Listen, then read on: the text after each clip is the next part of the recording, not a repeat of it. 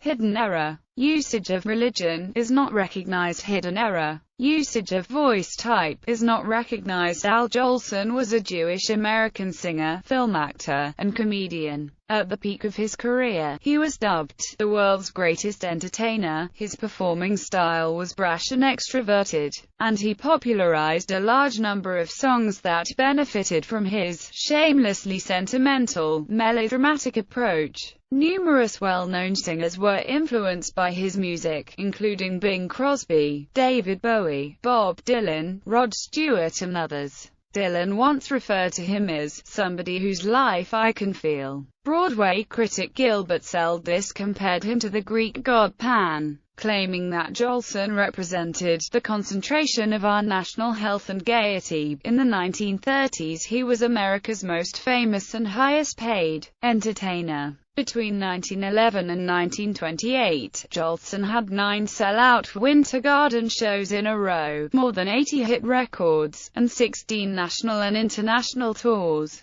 Although he is best remembered today as the star of the first talking picture, The Jazz Singer, he later starred in a series of successful musical films throughout the 1930s. After the attack on Pearl Harbor, he was the first star to entertain troops overseas during World War II. After a period of inactivity, his stardom returned with The Jolson Story, for which Larry Parks played Jolson, with the singer dubbing for Parks. The formula was repeated in S-Equal, Jolson Sings Again. In 1950, he again became the first star to entertain GIs on active service in the Korean War, performing 42 shows in 16 days. He died just weeks after returning to the U.S., partly owing to the physical exertion of performing. Defense Secretary George Marshall posthumously awarded him the Medal of Merit. According to the St. James Encyclopedia of Popular Culture, Jolson was to jazz, blues,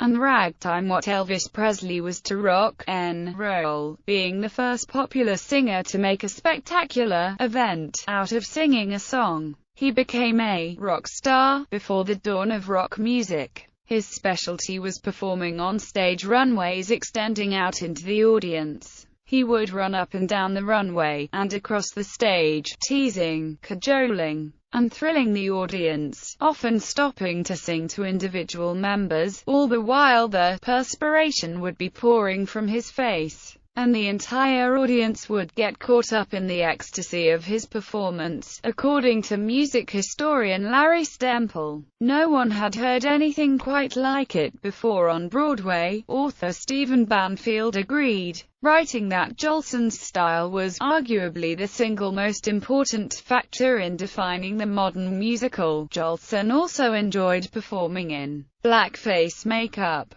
a theatrical convention since the mid-19th century. With his unique and dynamic style of singing black music, such as jazz and blues, he was later credited with single-handedly introducing African-American music to white audiences. As early as 1911, he became known for fighting against black discrimination on Broadway. Early life. Al Jolson was born as Asher Jolson in the Jewish village of Srednik, now known as Seregius, near Kaunas in Lithuania, then part of the Russian Empire. He was the fifth and youngest child of Moses Reuben Jolson and Necharmuth Naomi Cantor. His 4 siblings were Rose, Etta, another sister who died in infancy, and Hirsch. Jolson claimed not to know when he was born, and later chose to claim he was born on May 26, 1886. His one-time sister-in-law Margie Keeler Weatherwax claimed Jolson was the same age as their father, who was born in 1882, and that Jolson was 46 when he married the 18-year-old Ruby in 1928. In 1891, his father, who was qualified as a rabbi and cantor, moved to New York to secure a better future for his family. By 1894, Moses Jolson could afford to pay the fare to bring Naomi and his 4 children to America. By the time they arrived, he had found work as a cantor at Talmud Torah congregation in the southwest waterfront neighborhood of Washington, D.C., where the family was reunited. Hard times hit the family when his mother, Naomi, died at 37 in early 1895. Following his mother's death, young Asher was in a state of withdrawal for 7 months. For a period of time, young Asher spent time at the St. Mary's Industrial School for Boys, a progressive reformatory home for orphans run by the Xaverian brothers in Baltimore. Upon being introduced to show business in 1895 by entertainer Al Reeves, Asher and Hirsch became fascinated by the industry, and by 1897 the brothers were singing for coins on local street corners, using the names Al and Harry. They would usually use the money to buy tickets to shows at the National Theatre. Asher and Hirsch spent most of their days working different jobs as a team. Stage performer, burlesque and vaudeville. In the spring of 1902, he accepted a job with Walter L. Maine's circus. Although Maine had hired Jolson as an usher, Maine was impressed by Jolson's singing voice and gave him a position as a singer during the circus's Indian medicine sideshow segment. By the end of the year, the circus had folded and Jolson was again out of work. In May 1903, the head producer of the burlesque show Dainty Duchess Burlesquers agreed to give Jolson a part in one show. Asher gave a remarkable performance of Be My Baby Bumblebee, and the producer agreed to keep him for future shows. Unfortunately, the show closed by the end of the year. Asher was able to avoid financial troubles by forming a vaudeville partnership with his brother Hirsch, now a vaudeville performer known as Harry Jolson. The brothers worked for the William Morris Agency. Asher and Harry soon formed a team with Joe Palmer. During their time with Palmer, they were able to gain bookings in a nationwide tour. However, live performances were falling in popularity as Nickelodeon's captured audiences. By 1908, Nickelodeon theaters were dominant throughout New York City as well. While performing in a Brooklyn theater in 1904, Al decided on a new approach and began wearing blackface makeup, which boosted his career. He began wearing blackface in all of his shows. In late 1905, Harry left the trio following a harsh argument with Al. Harry had refused Al's request to take care of Joe Palmer, who was in a wheelchair, while he was dating. After Harry's departure, Al and Joe Palmer worked as a duo but were not particularly successful. By 1906 the two agreed to separate, and Jolson was on his own. Jolson became a regular at the Globe and Wigwam Theatre in San Francisco, California, and remained successful nationwide as a vaudeville singer. He took up residence in San Francisco, saying the earthquake devastated people needed someone to cheer them up. In 1908, Jolson, needing money for himself and his new wife, Henrietta, returned to New York. In 1909, Al's singing caught the attention of Lou Dockstader, the producer and star of Dockstader's Minstrels. Al accepted Dockstader's offer and became a regular blackface performer. Broadway Playhouse's Winter Garden Theatre. According to Esquire magazine, J.J. Schubert, impressed by Jolson's overpowering display of energy, booked him for La Belle Paris, a musical comedy that opened at the Winter Garden in 1911. Within a month Jolson was a star. From then until 1926, when he retired from the stage, he could boast an unbroken series of smash hits. On March 20, 1911, Jolson starred in his first musical revue at the Winter Garden Theatre in New York City, La Belle Paris, greatly helping to launch his career as a singer.